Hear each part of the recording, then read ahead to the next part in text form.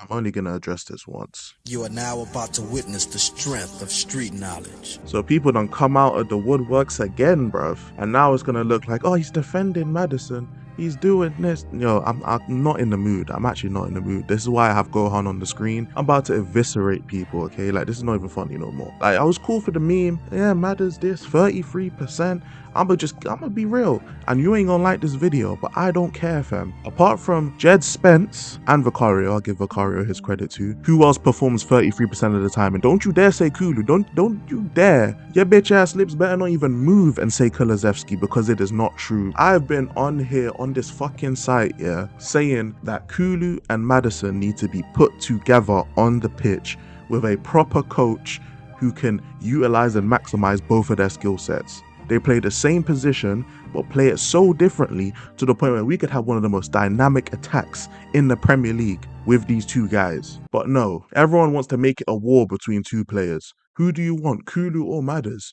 Whose side do you want, Kulu or Madders? And because I praise Maddison, all of a sudden I don't like Kulusevski. Your niggas are weird. Every time Maddison plays, I just know that it's gonna fly, bro. Because everyone's watching this guy, yeah, with fucking goggles on, with dick goggles on, because these man eat Krispy Kreme donuts more time the glaze is coming from Kulusevski, bro. It's not icing. I had to listen to George's flipping fan cam, and I love George, yo. That's my guy. He's done so much for me. But you sound like an idiot out here slating the manager's tactics, but at the same time, you're going against the players who have to play in these tactics. Make that make sense. Yes, there are some players here that aren't good enough to compete for titles, compete for Europe consistently, and yes, they have to go because that's the standard we want to keep. But to win the Europa League?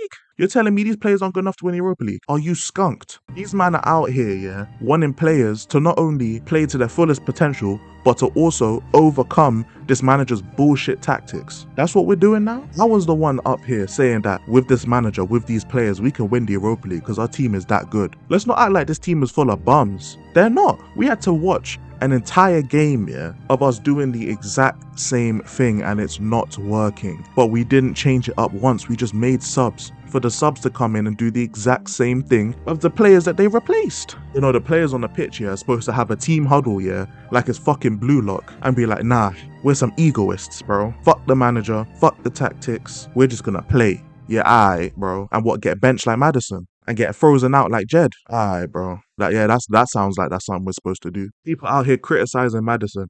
Oh my god, this was the game for Maddison to step up.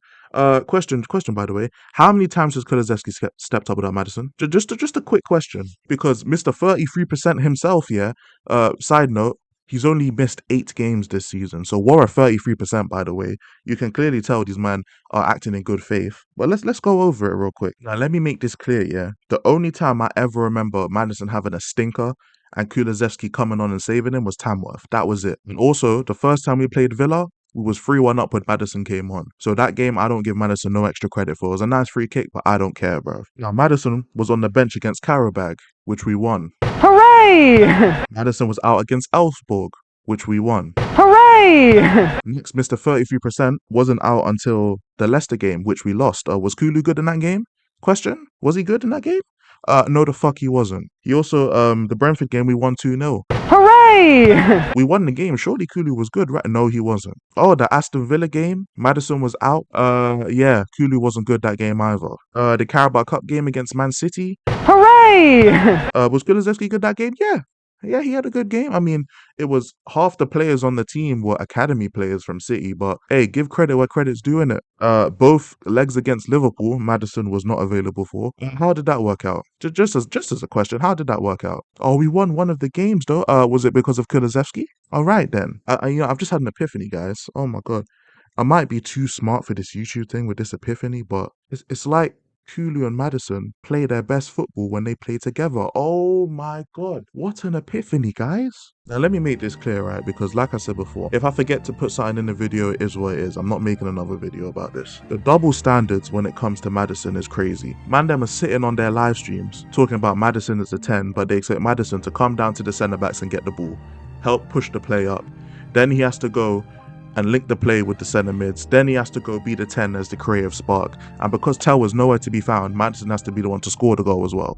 There's no one on this team that does that. Kulu does not drop to the centre backs and pick up the ball. He doesn't do it. Kulusevski isn't dropping to right back and dropping to left back and picking up the ball. He is not doing that. I'm not trying to hear it. There are very few players in the world that do that. Are there even any players in the world that do that? I don't even think there's anyone in the world that does that. But because Maddison can't do it, oh shit, he's not good enough, guys. You're on your knees for Maddison. Alright, bro. And it's fun and games to do the, oh, you're dick sucking Kulu, you're dick sucking Maddison, yada yada yada. But it's actually scary how Mandem can just sit there with a straight face and not only be inconsistent, but to also just blatantly blatantly lie.